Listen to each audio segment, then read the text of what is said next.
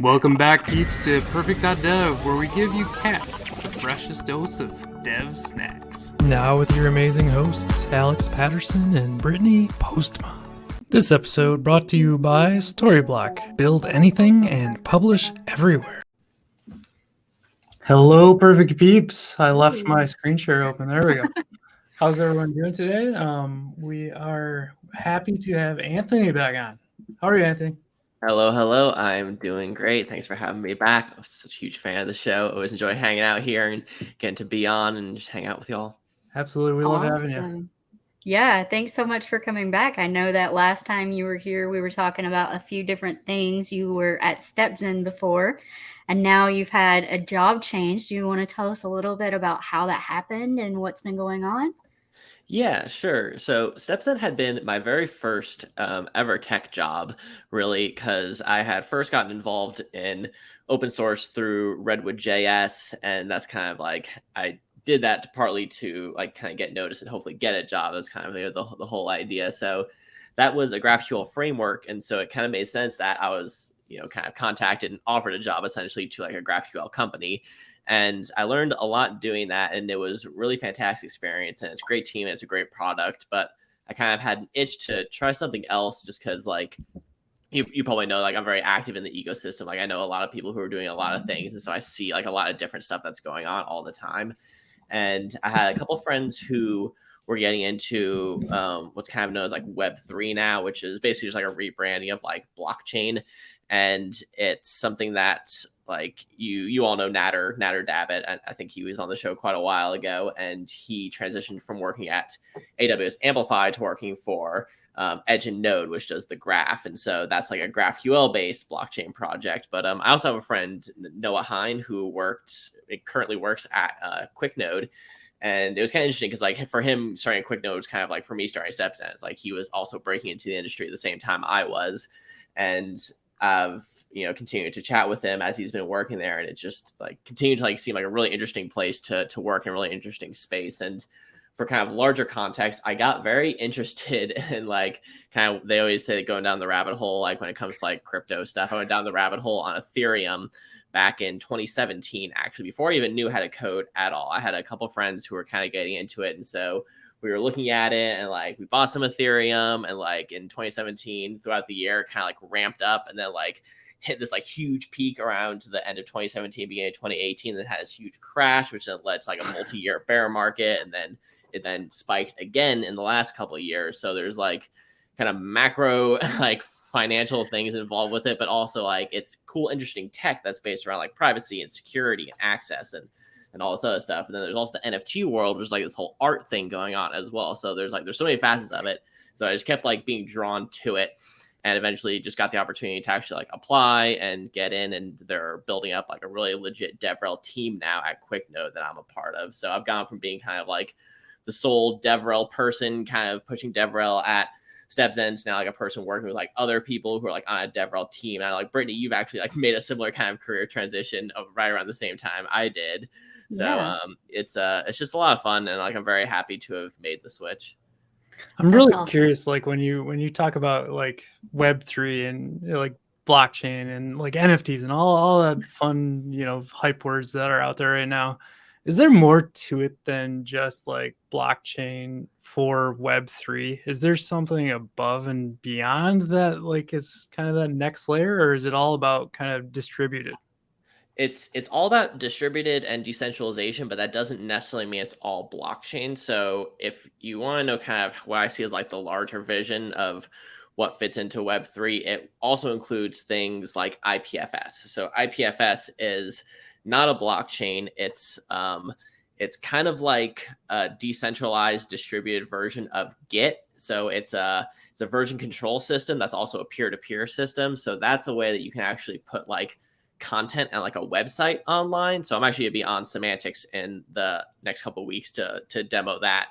So we're not gonna do that today. We're just gonna look at like blockchains and kind of smart contracts. I think that's kind of like a better 101, but the two can kind of interact with each other in the sense that the main idea is that you don't want your stuff to live on like a single server out there in the world. And it's not not like edge. It's not in the sense that like you want your stuff to be distributed so it's easily more accessed. It's actually you don't want it to be like owned by anybody. You want it to like not be on Amazon servers or DigitalOcean servers. You want it to be on kind of set of computers that are all running the protocol together, so you can kind of buy into how it works and like what it's going to do in the future and like that kind of stuff. So there's kind of some higher level concepts around like why this is important, which has to do more so with how do you build like a trustless system? How do you build a system that everyone can buy into and kind of agree on like the rules of that system and how it functions and how it operates? So to me, that's really the promise here, more so than like all the buzzwords. Nice. I will. Some Antics is Ben Meyer's stream on Twitch. I will link that for everyone and put it in the show notes. So that is out there. I have the record. I'm the most frequented guest on that show, actually. And I always kind of push Ben to a topic that's like almost outside of his wheelhouse, but still kind of falls into it. So I did one on Vite and I did one on Dino, and like he doesn't usually cover like backend or like build tool stuff, but they're based on like web standards. So I'm doing an IPFS one because it's like still based around web standards. It still just gives you a URL at the end of the day with like a website that's like a static thing. So you could put an 11D site on there if you want to, you know? Oh, yep. And that's really cool. I was on a few months ago doing Svelte with him. So it was really fun. It's a cool show. Yeah. So the title of our pod today is QuickNode builds infrastructure for the future. How does QuickNode actually fit into the picture for Web3? Yeah, so where QuickNode fits in is that QuickNode is an infrastructure company. So if you think of something like AWS or DigitalOcean in the sense that it gives you the ability to host a node, then this host a server is the same thing with QuickNode. And QuickNode, our name is kind of confusing because we're not what's called like a node provider, because there's a node provider which gives you like a server essentially. But what we do is we just give you like an endpoint, and it's like a global API that you can then hook into. So you're not like being given access to like a single server that's running somewhere. You're basically like hooked up to the entirety of QuickNode's system. And we have different blockchains that we offer. So when you get into like blockchain stuff, you like figure out very quickly there's like a lot of different blockchains. Actually, the most well-known ones are Bitcoin and Ethereum, but there's also ones that are more common now, such as like Solana or Avalanche, which is the one we'll be looking at today. So if you go to quicknode.com, you can see a list of all 14 chains that we currently support. And we'll be adding some like every month or so for a while, may even like ramp up to a quicker pace than that. At a certain point, it's hard to say. But right now we're like still adding chains, and we believe in creating like a service that allows people to attach to whatever chain they want. So if you think of something like Netlify, they don't just support one framework. Like if you want to deploy something to Netlify, they support all the frameworks. And so that's kind of the idea. We want to give developers the ability to work with whatever chain they want, because everyone's going to have their own ideas of which ones are best suited for their own particular use case. Do you think the $1,000 I put in Shiba, will like really take off after this pod? Can we just like keep saying it over and over and like, I don't know. Yeah, it's the token stuff is, like I said, that's like its own kind of corner of this, and something that I tend to not like. I'm not here to push to shill any coins. I'm not here to tell anyone to buy anything. I'm not here to give anyone financial advice. For me, like this is a dev tooling company, and that's why I think it's very appropriate to demo it here on this kind of stream, because I know you all love dev tools. Tools that like give developers the ability to build faster, cheaper, more reliable software. That's really what we're all about here, and not like trying to shill someone's coins to create some sort of pump and dump scheme. Yes. I'm totally joking, by the way, folks. Absolutely. I think that's one thing that we should hit on before we like go into a deep dive on demo and stuff. Like when you hear Web3, I feel like it's so connected to the coin or the dollars or like the monetization piece of this. Can you just kind of like break down for us where you would see kind of, QuickNode and hosting RPC and like how that actually fits in when you take monetization like out of the picture? Like what would people use it for transactionally and things? Yeah, so it's partly what makes something like Ethereum interesting versus Bitcoin is that it's not just a ledger that saves a bunch of transactions. So this is why there was a while where people would say something, they would say blockchain, not Bitcoin. And so like Web3 is like saying Web3, not blockchain, because like we have to keep changing the terminology because people get latched on to certain ideas, but the thing is always kind of shifting. So the thing that makes Ethereum different from Bitcoin is that you can actually embed a general purpose program into Ethereum. And that's what we're going to do today. So we're actually going to have a program that's like a computer program that's written in a programming language that does any sort of arbitrary logic you could think of. So it allows you to embed any sort of thing you can think of. And so you don't even necessarily have to make it connected to a token. The reason why the token concept still has to kind of exist, though, is because there needs to be a way to actually compensate the people who run the network itself. Because if you think about, this is not a network that's being run by Amazon, and is a company that sells a product which allows them to have this computer space and then allows them to sell it to people. It's a different thing entirely. It's something that a group of people are running as like a shared group of people to have it just be up and have access to it. So the system is set up in a way where you have to pay to write to it, because it then has an incentive mechanism built in to pay the people who are running the network. And so I think this is actually like really important, because it ensures that like people who work on this kind of stuff are actually getting paid for it. It's like, this is such a problem we talk about in open source, where people are doing all this work and they're creating all this software, and people are relying on the software, and people are building companies on this software that is making those people quite a lot of money.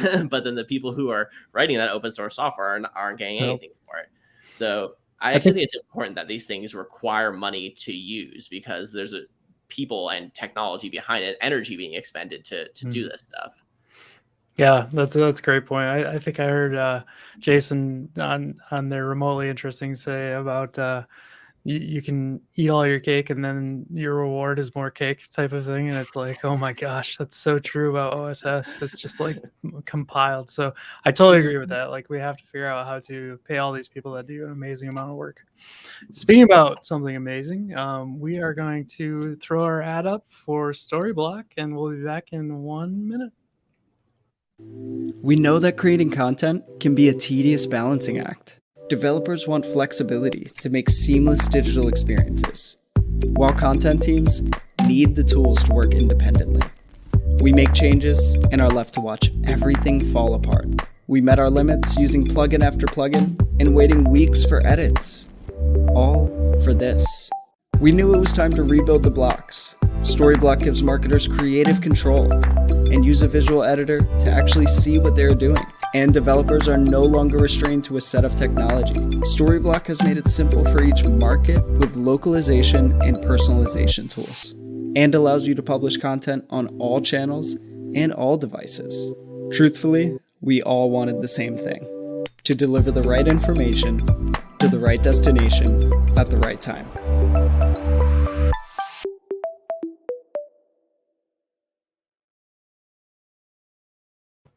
I love all the different musics. I like just bounce in the background.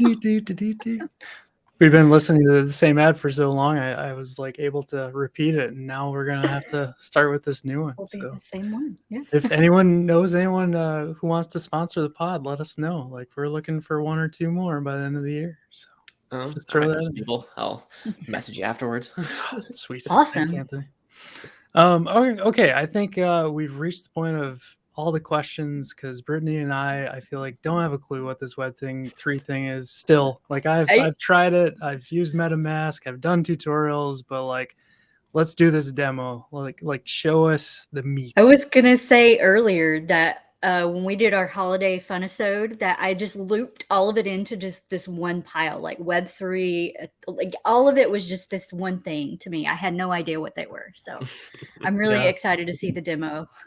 I feel like for me, every time I like learn something, I open like one extra chapter. I'm like, dang it. Now I'm like this whole other like. No, it's your comb. It's your comb adds another little line. my tiny Web3 comb of my broken comb is getting bigger. All right. Yeah. What do you think, Anthony? What are you going to demo us today? Yeah. So what we're going to do is, I had mentioned briefly a little bit about smart contracts and how that allows you to embed a program into the blockchain. So we're going to write a what I consider just a hello world smart contract, which basically means it's something that allows you to write a message to the blockchain and then read a message back and then change that message and then read it back. So it's just like, you think of it as kind of like CRUD functionality: create, read, update, delete. You can't delete it, but you can update it, and you can read it, and you can create it, but you can't delete it. That's kind of an important thing. It's like, because if you could delete it, then you could just like delete whatever you want. You don't want people to be able to delete your money. So that's kind of one thing that makes this a little bit unique and different. Now, the important thing is going to be the kind of developer tooling based around it. So there's going to be both the kind of blockchain itself, which is Avalanche, and then there's going to be some open source libraries we're going to use. We're just going to install those as some npm packages, and then there's going to be the endpoint that QuickNode gives us, which then that is what allows us to actually connect to this network of computers, which is the Avalanche blockchain. So I will go ahead and share my screen here, and that should be all good to go. Now, you had mentioned MetaMask actually, and we're starting to use the Coinbase wallet more in some of our tutorials, but for this one, I'll go with MetaMask as well, because I think it's probably more familiar to people who have ever tried this. And this is going to be basically our like quote unquote money. So right now I have some what's called Is there AVAX. any like pros and cons to like Coinbase versus MetaMask? The only reason I asked, I used everything Coinbase for my real Right. money, my $1,000 thing that's floating around out there, and I'm like, do I mess with like dev stuff against Coinbase? Like, how careful do I have to be there? Yeah, I try to, well, so first off, you want to keep like your actual funds wallet that you actually are holding crypto in separate from anything you're going to be doing with like dev stuff. So like I would recommend like a hard separation there, like no matter what, and then creating extra accounts that are like specifically labeled as like dev stuff to make sure you don't confuse yourself. Because if you actually send real money to one of your dev ones, if you try to send dev money to one of your real ones, like one is okay, the other one is not. Right. And that's why like mentally I'm like, okay, Coinbase is my real stuff. MetaMask is all dev. Yeah, there's a couple differences. I mean, Coinbase's wallet on the browser lets you look at NFTs. Like that's something you can't actually do in MetaMask, which is kind of a bummer. Like you need to get MetaMask on your phone if you want to like actually see an NFT image. Whereas like you can't do that right now. If I wanted to see my sweet moon duck right now, we could not do that. But you could do that with Coinbase wallet. But MetaMask is more community focused, and it's like less controlled by kind of like a single company. It is owned by a single company, which is Consensus, but Consensus is kind of like I don't want to say entirely neutral, but a fairly neutral player in the Ethereum ecosystem. Whereas with Coinbase, it's like this one company that has like its own exchange and their wallet ties into their exchange. So there's going to be always questions there. And if you actually have stuff in Coinbase already, then it makes more sense to use the wallet than if you don't. So it's which wallet to use is kind of like a very complicated, multifaceted question that is a bit orthogonal to today's topic. Cool. Yeah. So when you have a wallet like this, I already have some money in it, but just so we can get some context here of how I got this here, everything we're doing here is with fake money. So this is all on what's called a test net. And the test net means that I did not have to pay for this AVAX, and I cannot sell this and exchange this for US dollars. This is not real money. This is like the kind of monopoly money version of Avalanche. And so we have what are called faucets, which is basically just you plug your address in here, and then it'll give you some fake money. And it sometimes will ask you to do a CAPTCHA or not, kind of depending on how many bots are spamming them at any given point in time. You see over here, this just bumped up from 9 to 11. And this is exactly how a real wallet would work. If I had actual money in this and I wanted to send it to somebody else, I would be able to give them my address, then they could send me money, or they could give me their address and I could send them money. So that's kind of like what is like an actual cryptocurrency, kind of 101. But everything we're doing isn't requiring money because this is all on testnet. This is not actual real money, if that makes sense. Mm-hmm. Yep. Now, what I'm going to do here is I'm going to spin up just a React app with Vite. Let's do coding cat Web3. And do you all have much familiarity with Vite I know that some of you I probably use do. frameworks that already are using it because Svelte-Kit's all in that Vite train. So do you use Vite, Yes. Alex? We've been using Vite on Quick quite a bit, so I've gotten a little more familiar with it. I'm slow on every framework, I feel like, so I'm still stuck on Next.js stuff. Right. Vite blows Webpack out of the water. Yeah, I really like Vite. I think that there's still a lot of good arguments to be made for using Webpack if you're on like a serious production application because it's more battle tested. But for like sample apps and the kind of stuff that I do as like a dev advocate, I pretty much always use Vite.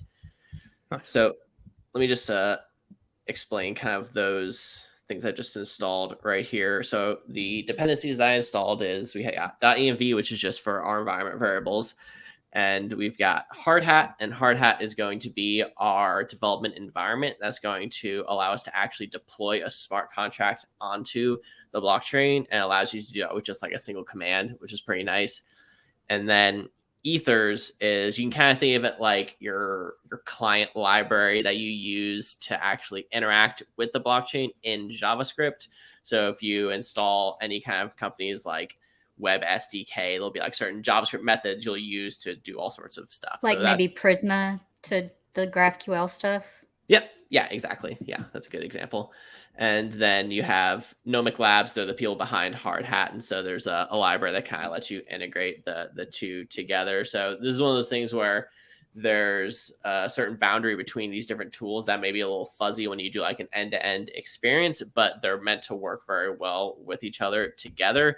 So this allows you to get like up really fast with just like kind of blockchain stuff. This is a similar thing to like when Natter was kind of like writing his first tutorials about this stuff. These are like similar tools that he was using. So I read all of those and have kind of written out like my own versions of them. But if you're into like JavaScript stuff, everything we do here should be like fairly comprehensible. Awesome. The only real thing that's different is going to be Solidity. So we're going to create 3 files here. We're going to create a file for our Solidity smart contract, a file for our actual deployment script, and then a file to configure our Hardhat environment. And we'll get into all that stuff kind of more once we look at each individual file. We then also create a couple different environment variables. So one is going to be for our QuickNode endpoint, and then one is going to be our private key for our wallet. Because when we actually deploy the smart contract, we have our wallet's key in there so that we can essentially sign it and say like, this is ours. We're the ones who are like putting this on the blockchain.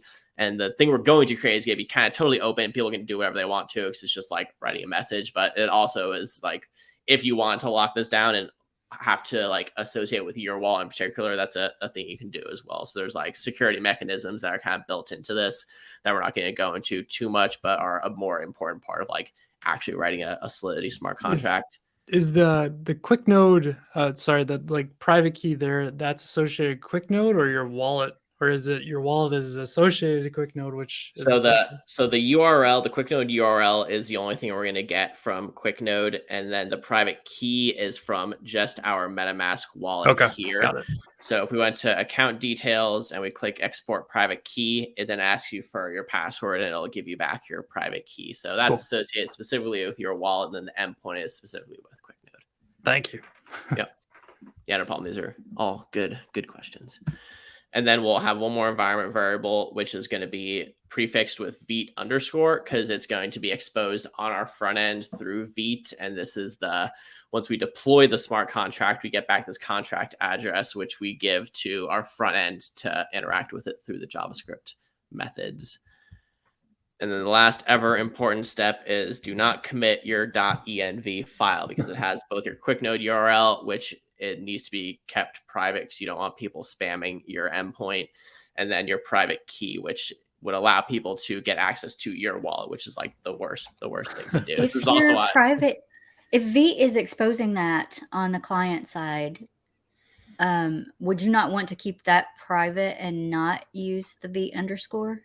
So that might be written a little confusingly because I'm adding 3 environment variables there at one time. So what's happening here is these two are not being exposed by Vite. only Okay, only your yep. contract address is what's going to be exposed to the client, whereas these environment variables are just for your Hardhat config, and those will not be exposed to the client at all. So that's like anything that's prefixed with Vite, you need to make sure it's something that you actually want to be exposing. And the contract address is public, because that's like, if I wanted to share my wallet address, then I could just share it with anyone. They can like send me funds, but they can't mess with my wallet. And it's the same thing with the contract address. If you have the address for the smart contract, that just allows you to interact with it through the way you're supposed to. It doesn't allow you to like get inside of it and do weird stuff to it like you could if you had the private key. Okay, that makes sense. Yep. Cool. And so now that we got all that going, let's just check out our boilerplate little Vite project here. And this will be very similar to anything you'll have seen with Create a React app. Got your little counter there. And let me just change this up here to Good old CRA. Yeah. I haven't seen it in so long. I haven't either. I was just like thinking, I have not like written an actual React example in so long. Yeah. All right. So there is our baseline project. Now let's start looking at the Web3 kind of stuff. Now this is the Solidity file. And so when I got a job at QuickNode, I had to do a technical interview where I had to write a Solidity smart contract. So this is a very important thing, and something that if you're trying to get into Web3 and get into this kind of blockchain stuff, the very first thing you should do is just start learning a little bit of Solidity.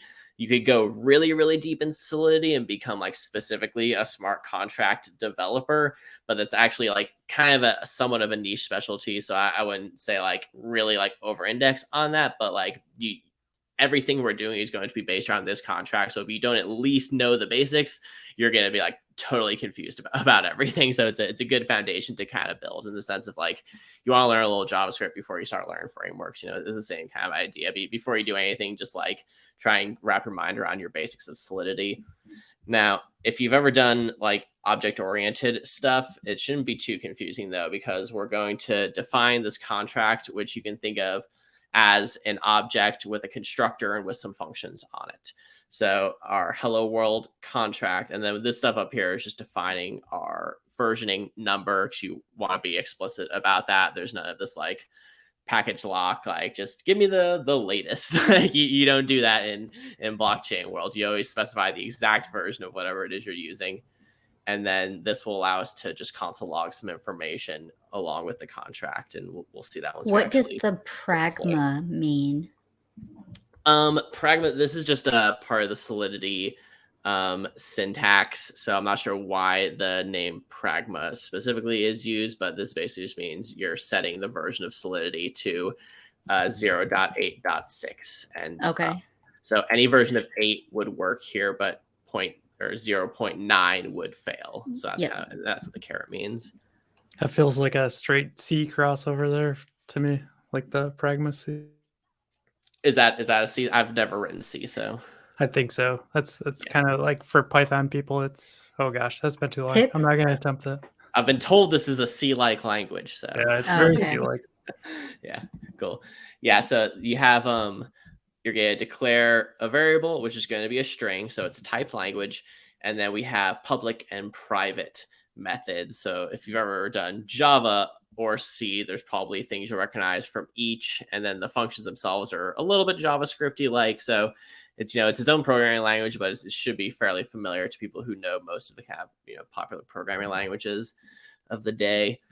And then you have a constructor, which you will pass in the hello message, and then this will both console log it and then set it to the hello message variable. So what this allows you to do is when we deploy this contract, we're going to feed in a string, which is going to make it so there's already something set to the message that then we can manipulate and change if we want.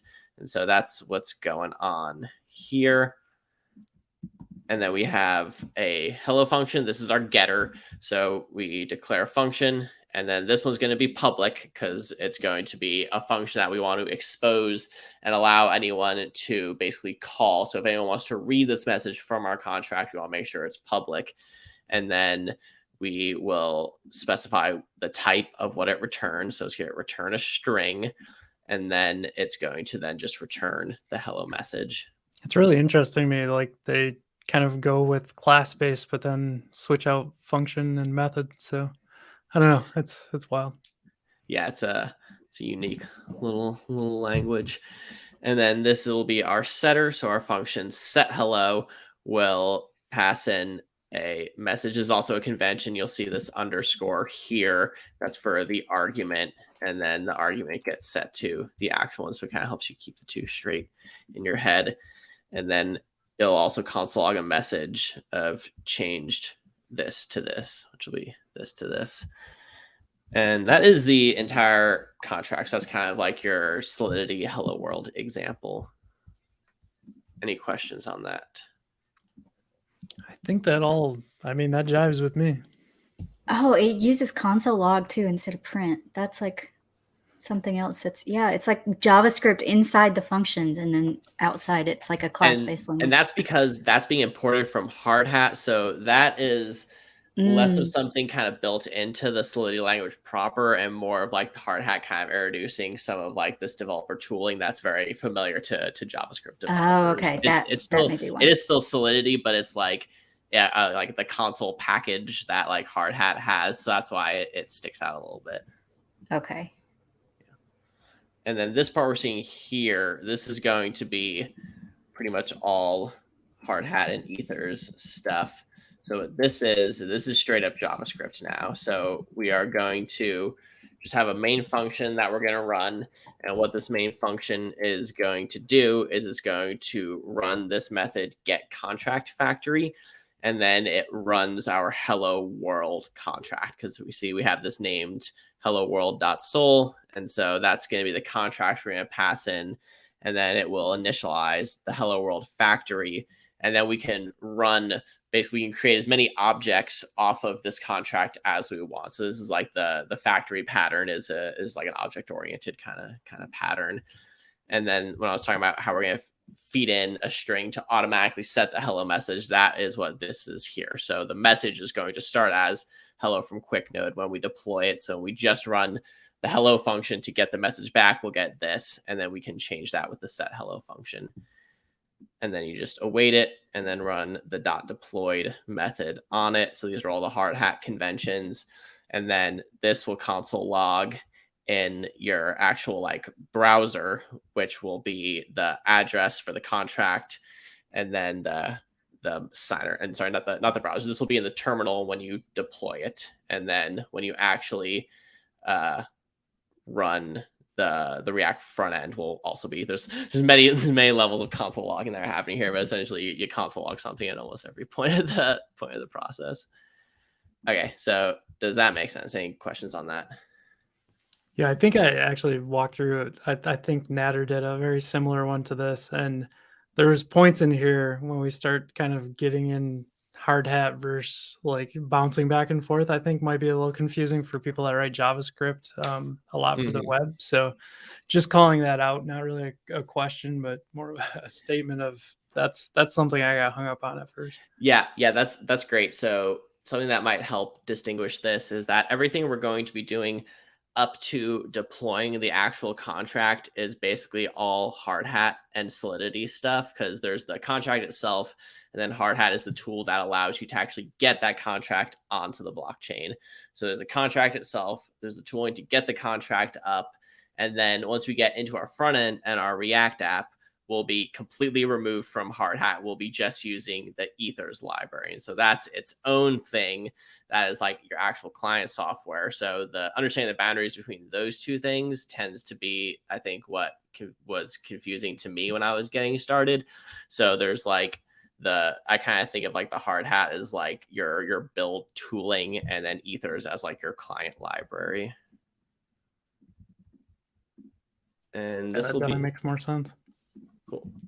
Yeah, and this is and also you can run like a command, like a Hardhat command that generates you a boilerplate project, and it looks fairly similar to this. And this is one of the things that's nice about this Web3 stuff is it's actually like very composable in the sense that like you have contracts, you do stuff with contracts, you read from the contracts, but like there's a very clear like separation of concerns there, which is what I really like and makes these like tutorials kind of really fun to build and to do.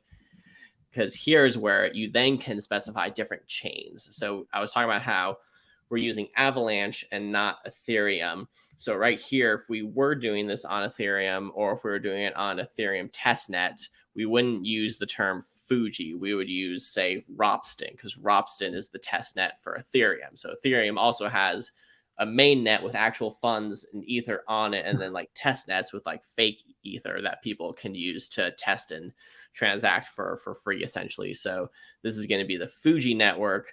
And then we're going to give it these two environment URLs that I mentioned previously, the QuickNode URL and then your wallet private key. So let me now show the QuickNode stuff. So this is QuickNode. So as you can see, we currently offer 14 blockchains. So here's all the ones we got here. You got the classics like Ethereum and Bitcoin. You got some of the newer ones like Algorand and Gnosis and things like that. You got ones that have a bit of bad press recently, like Terra. We won't talk about that one. And yeah, so that one. well, it's a whole thing. So when you actually go to your dashboard, you can create an endpoint. So I already have an endpoint, but just so people will see what's going on here, you would have selected Avalanche, and then you would specifically select the Fuji testnet. And then you can also do a couple add-ons if you want.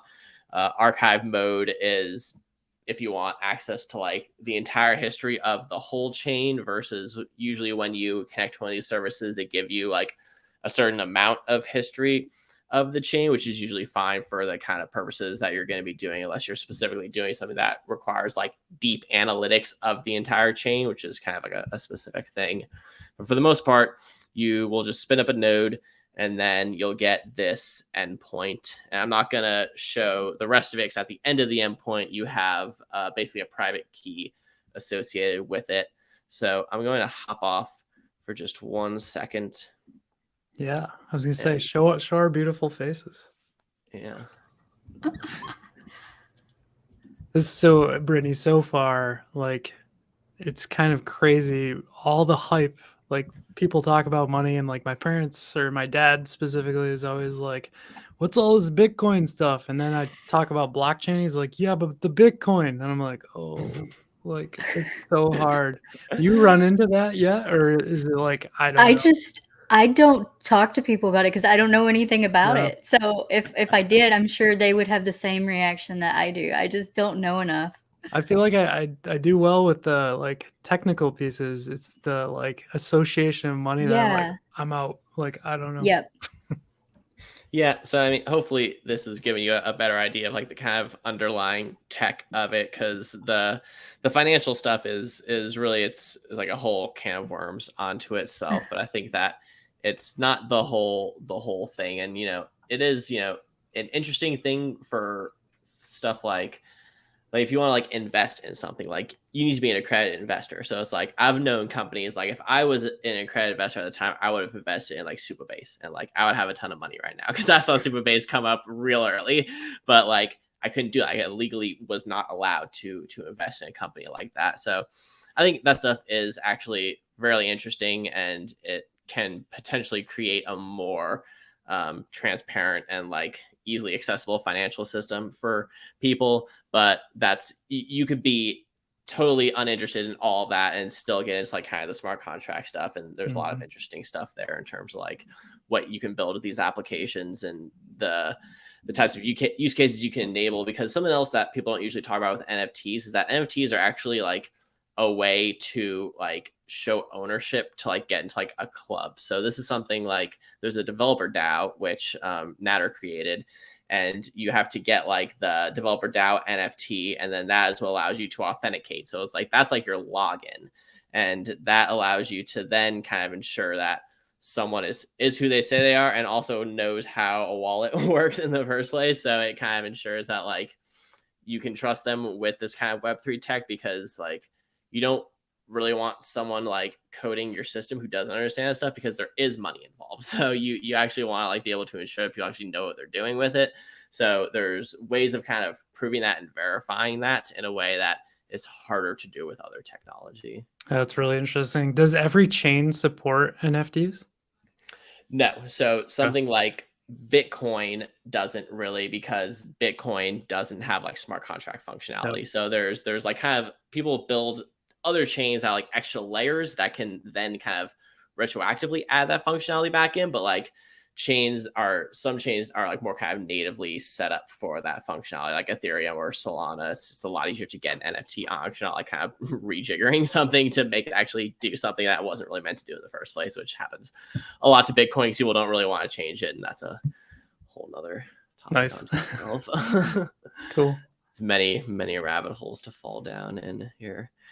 Okay, so now that I got my keys in there, we're going to just run 2 commands here. We're going to do yarn hardhat compile, and this is going to compile what's called an ABI.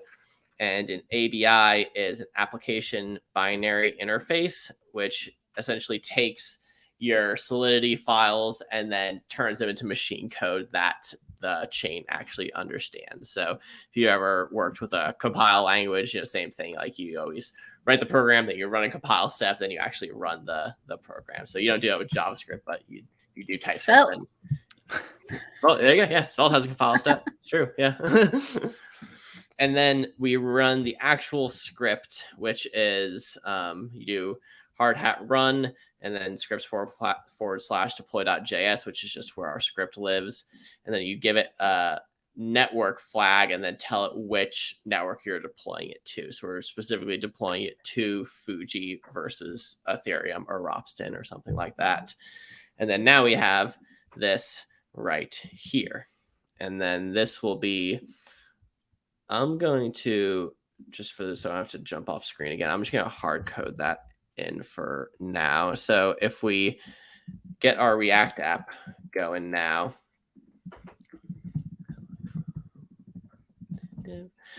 this has a fair amount of code, but if you know React, should be fairly intuitive. We're going to do. Did you just use React and intuitive together?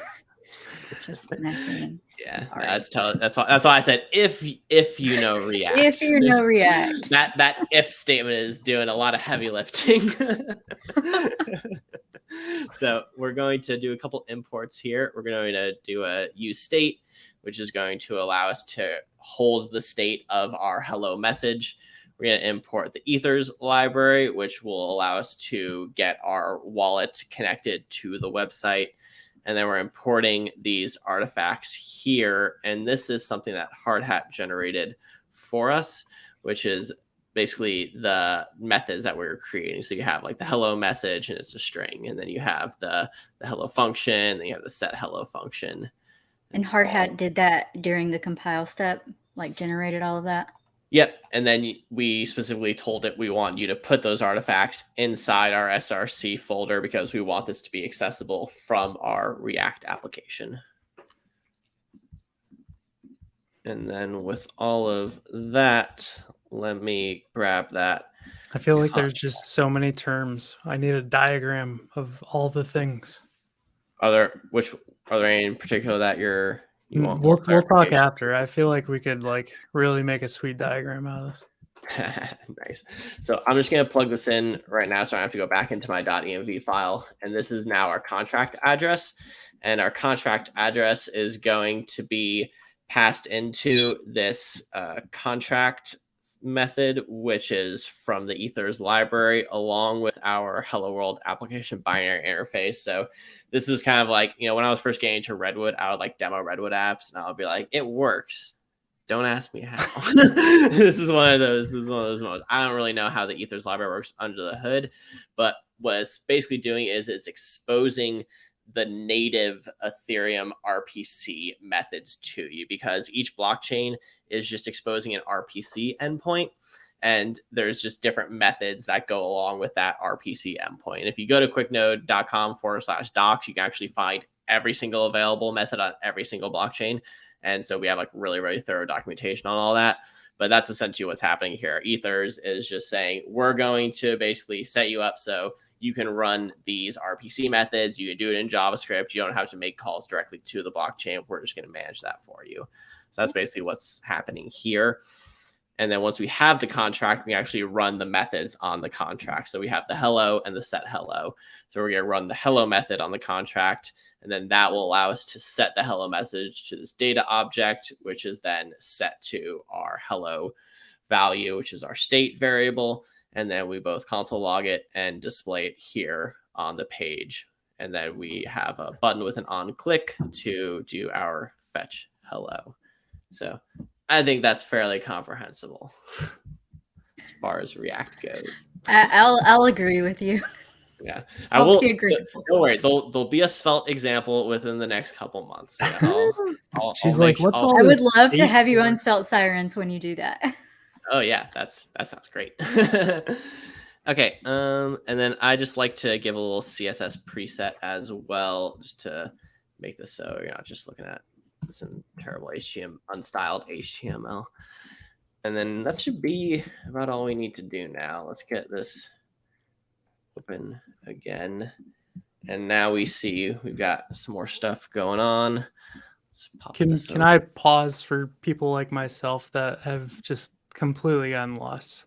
So we've got Hardhat is creating a method, a binary. So this is what I was talking about the yes. So the Hardhat stuff is essentially already done for us, and like that is kind of just like in our project now, and we can now access those methods that were automatically generated into that application binary interface. And those are methods we created, but then we're using the Ethereum package to pass our methods forward or functions forward. So the ethers package is what allows us to get into JavaScript world, because if we looked at what we generated, it's just like just a raw JSON file essentially. So this is not really something that is like particularly easy to integrate into just like a React front end. So what this is allowing us to do is it's allowing us to just call those methods just by doing like this .hello, and then that kind of all gets managed for you. So once you have written your contract, Hardhat figures out how to turn that into something that ethers can understand, and that allows you to just call those in your JavaScript code and not have to worry about that whole kind of translation from a Solidity contract to an actual application binary interface to then methods that can be called in JavaScript. It kind of seems like developer experience that's gluing the pieces together to make it easier for JavaScript developers to link these things together. Is that? Yes, that's exactly what it is. That's exactly why I got into this stuff, and I was like, yeah, this makes sense to me. Like, Okay. I just wish like the ethers package could do all of the contracts as well. So like you could eliminate the Hardhat piece somehow, but that's because ethers is just a client library, and so like it doesn't know anything about the contract. Have you ever used Prisma? Like you can use Prisma with different like GraphQL things, so it just gives you methods that makes it easier to connect to these things. So and that's the reason why that's possible, though, is because even Prisma themselves have two separate tools that are doing that. There's a Prisma client, and then there's Prisma migrate, and it's only after you run Prisma migrate that actually sets up your database that the Prisma client can do its magic. Yeah. It's that abstraction piece. It's interesting. Yeah. Okay, so now that we have this working, let's actually see that it works. So we're going to click this, and then it's going to ask us to connect our wallet. And this is the part, if you ever find yourself on some random website and they ask you to connect your wallet and you have no idea why you're there or why they're asking you to do it, do not do it. This is how you will get owned. So only ever connect your wallet to a website that you explicitly trust. I think it's probably worth calling out to if people have never done this. This is actually MetaMask is a Chrome plugin extension. Yes. That's why this is popping up. Yeah, exactly. And so now once we click that button and then we've verified that we want to connect to this site through our wallet, it will then read us back the greeting here, which is hello from QuickNode. And it's also being displayed here in our state. So that is our getter. Now, if we want to do the setter, we're going to now add a set hello function. And this will be very similar. It'll still take in the contract address and the ABI, but the difference is that it now also has a signer. So we're going to be asked to sign this when we change it. That way there's a record of who changed the message when. And then it basically just reruns the fetch hello function after doing that and passes in hello to the set hello function on the contract. And then now we're going to just give a little input here. And this will then give us an on change handler to check the change of our input field. And then on click, we'll run the set hello. This is the part that when I do this in Svelte, I will need your help with. But I was wondering where that part was going to be, that piece of setting it, but you're just grabbing the value of the input straight in the inline function arrow. Yeah, function. It's not a very clean way to do it, because if we see here, if I change this here, it just automatically changed it there. And even though it's not actually been changed yet until I click the setter. So this is like a down and dirty way of doing it, but gets the idea across. Is that because of the binding of values in React?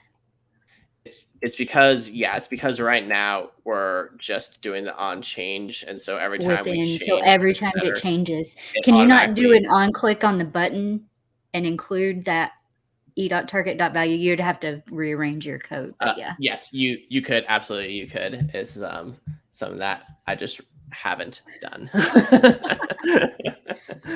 So yeah, one day. Okay. So now that we got that, we're going to do this. And now it's going to ask us to confirm. And this is where there's like quote unquote gas fees. But we see here the gas fee is 0.0009 AVEX. This is one of the reasons why Avalanche is so sweet, is because Ethereum is set up in a way and architected in a way where you have to pay a ton of money on like transaction costs. So you can buy a domain, and like when I first bought a .ethers domain, it was like $15 for the domain and like $200 for the transaction. So like transaction costs are like a huge problem. But right now, Avalanche transactions are fractions of a cent. So this is why is it called gas? Because the idea is that people can pay a little more to make it more likely that their transaction gets in sooner. So it's a way that it's like an auction. So because the block space itself is so valuable and people want it so much and want it so quickly, that they built in a mechanism that would basically allow people to pay more to get it in sooner. But then this results in the price running up and up and up when people with lots and lots of money are using the chain. So it's a big problem that Ethereum itself is trying to fix through various different mechanisms of both scaling themselves and then building auxiliary chains that offload computation that gets put back on the chain. So there's different ways of trying to scale the current chains and then other chains that are being created from the ground up to be more scalable. So that's something that is a lot kind of more low level and is more important if you're someone who's like a lead architect on these kind of projects. But this is going back to why QuickNode wants to give you multiple chains, so you're not stuck with this one crazy expensive chain. I think the key image that I have is like back in the 70s during the gas shortage, all these cards like blocks stacking up. So there's the picture, right? Like, yeah, that's fine. I've heard legends of that era. I don't remember that. I'm just saying, I watch movies. It's fine. Oh, okay. No, my parents lived through that. They've told me about it. It was definitely a thing. See how I have to like make an image out of everything? It's the only way I learned. Sorry, guys. All right, so now we get to use our good friend Netlify here to now deploy this. So something I like to say is that Web3 is Jamstack by default, because if you think about it, right now we have a front-end client in JavaScript that is completely decoupled from a backend that is calling through some sort of API. And the only thing it needs really to do that is that application binary interface we generated and the contract address, which we have right in here. So I'm just gonna do this like, totally bog simple netlify.toml with a build command and a publish directory. And then we're going to get this up on the internet. Yeah.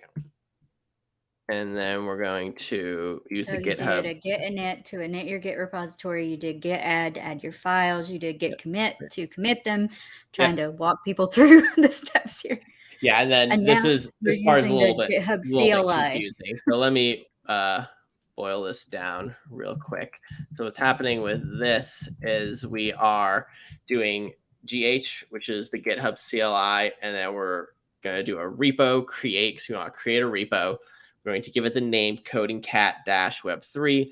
We want this to be a public repo, not a private repo. And then we also want to push our changes as we create the repo. This is one of the reasons I really like this command. I need to remember these, like, what do you call the little things? Snippets. Like after, the little parameters that you add after. I've never used those. Yeah, because then you can specify the source is just our current project. You can also add a description. That's funny. I always do the like the username in front of like coding cat. I guess you don't need it though, do you? Yeah, maybe if you have multiple accounts connected to it. I never use my username, and I have multiple organizations and things. And then the last one is you also then set the remote at the same time. So this allows you to both create the repo and push everything up at the exact same time. Nice. Which is pretty cool. So that guy is now up here on the internet. And if you do that a whole lot, folks, you can add some bash commands, just FYI, where you just put the repo name in. An alias, yes. Add an alias, and you can just like add the parameters that you need.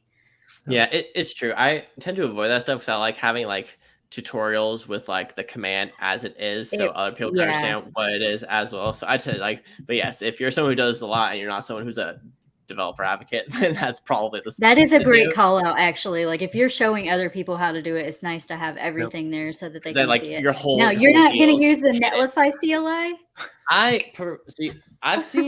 been on streams before where people have used the Netlify CLI to try and do this, and things go awry. So that happened to me the other day too. So, I mean, it's great. It's nice sometimes when it works, but I feel it. Like I look forward to the day where I can rely on the Netlify CLI, because I do think it's awesome, but I've seen it go wrong enough times where it's like I've never once ever deployed a site from the dashboard and has had it not work ever. So that's nice. I'm just saying, Repel's really easy too. What was really easy? You had to do that. Brittany's gonna be mad. I can't repeat it. Okay, and then you said the one that should not be named. Oh, gotcha. Yeah. Yeah. I mean, I'm going to probably have examples on all. I mean, like Redwood supports 7 deployment providers. So it's like at this point, I feel confident I've used basically all of them, and they're all nice. They all got their. And I mean, that's the way that the Jamstack should be. It's like not being framework specific, not being hosting provider specific. Okay. I'm going to get this back into Chrome over here.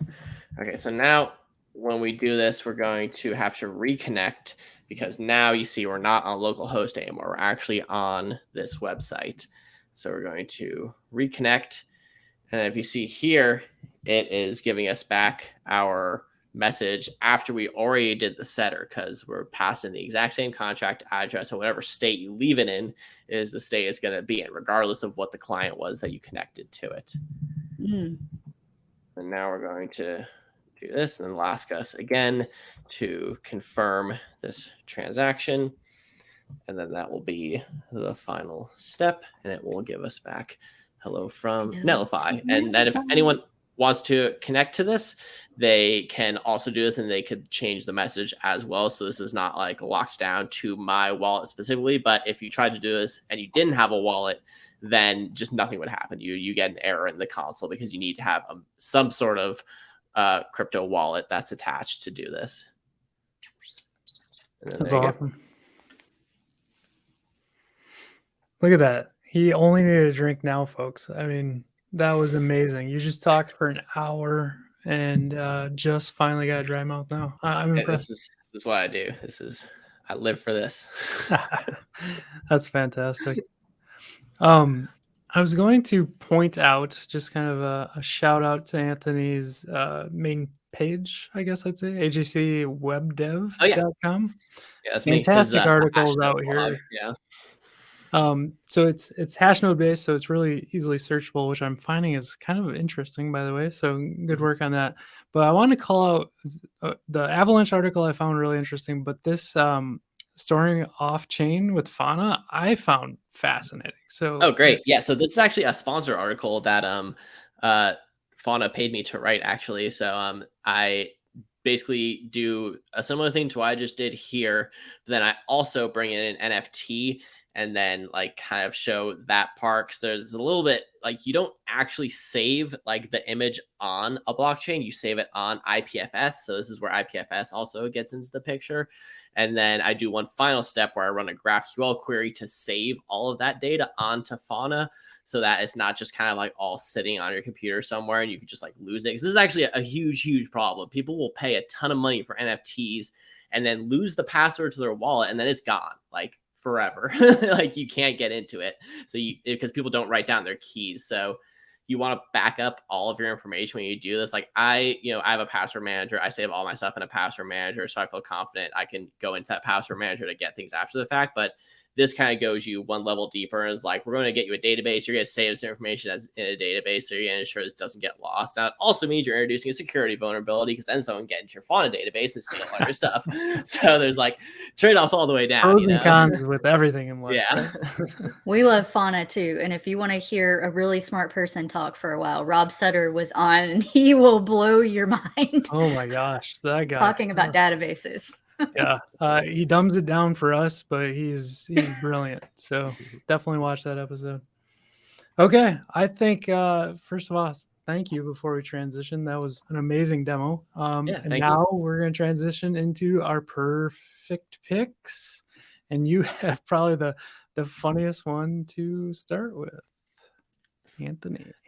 Yeah. So Brittany was saying she doesn't know who Bo Burnham is. So Bo Burnham is someone who I knew originally as like an original YouTuber. So he got onto like YouTube and had some viral videos back in 2006, 2007. And like we were the same age. Like I was 16, 17. He was 16, 17. He was like a child prodigy. And he wrote these like funny and now in hindsight kind of like super offensive songs that he's like not super proud of anymore.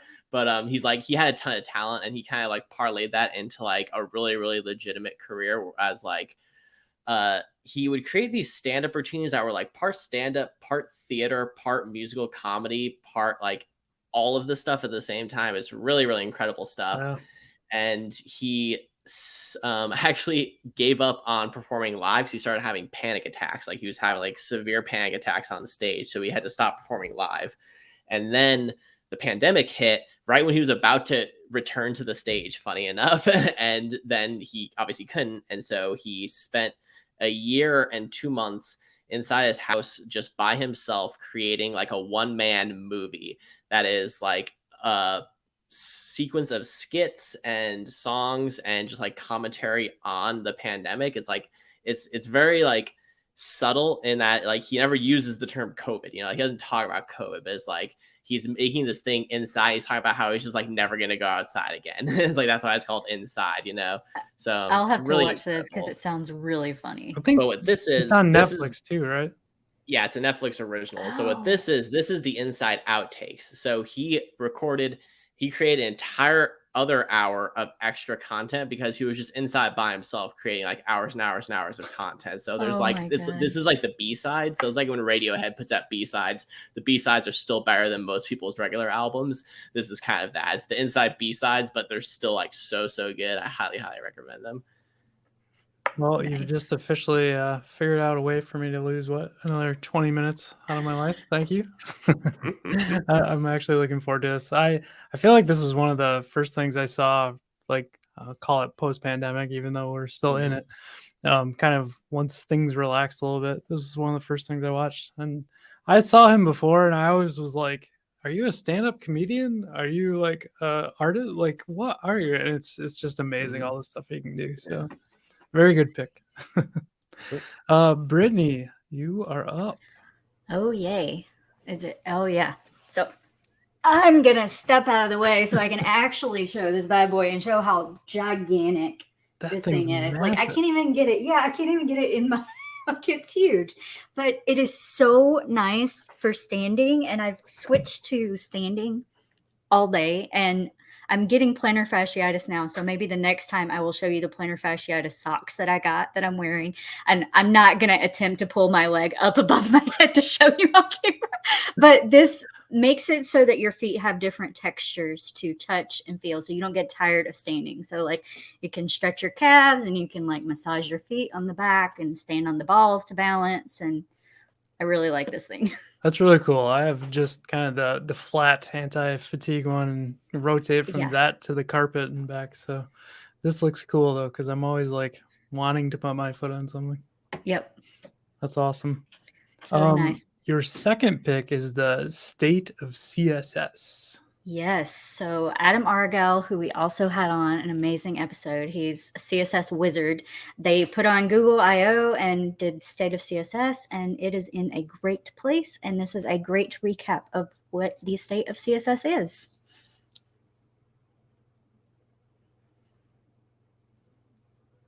You're muted. I should have been playing that the entire time you were talking, but this was incredible, by the way. I've found so many tips. I've put them out on Builder's Twitter account already, kind of like rethought through using a Scala and stuff like that. And it blows my mind how far we've come with browsers and like actually agreeing on things. I can't wait for the next couple years when we get even closer on this stuff. So huge props to that entire team. Thank you for doing that. Lots more coming.